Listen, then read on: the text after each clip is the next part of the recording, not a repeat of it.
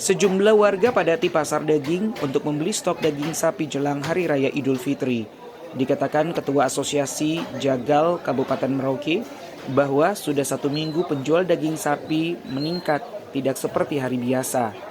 Rata-rata pedagang daging sapi menjual 20 hingga 30 ekor sapi per hari selama 1 minggu ini. Meskipun harga daging sapi telah naik dari Rp130.000 per kilogram menjadi Rp150.000 per kilogram. Kenaikan harga daging sapi diikuti kenaikan harga babat yang sebelumnya Rp70.000 per kilogram menjadi Rp120.000 per kilogram.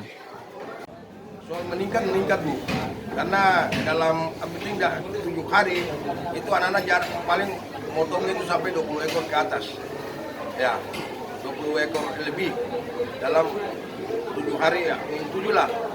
Nah, sampai detik ini masih sampai 20-an lebih, menghampiri 30 ekor dalam 1 harinya. Hanya ini memang melonjak sekali.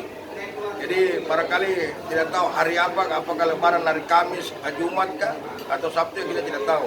Jadi kemungkinan kalau memang hari lebaran hari Jumat, kemungkinan kita besok malah bisa potong sampai 30-an lebih dalam 1 hari.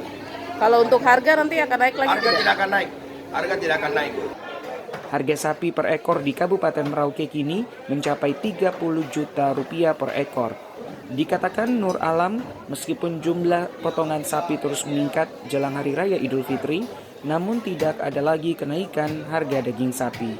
Fuci Manupapami, Kompas TV Merauke, Papua Selatan.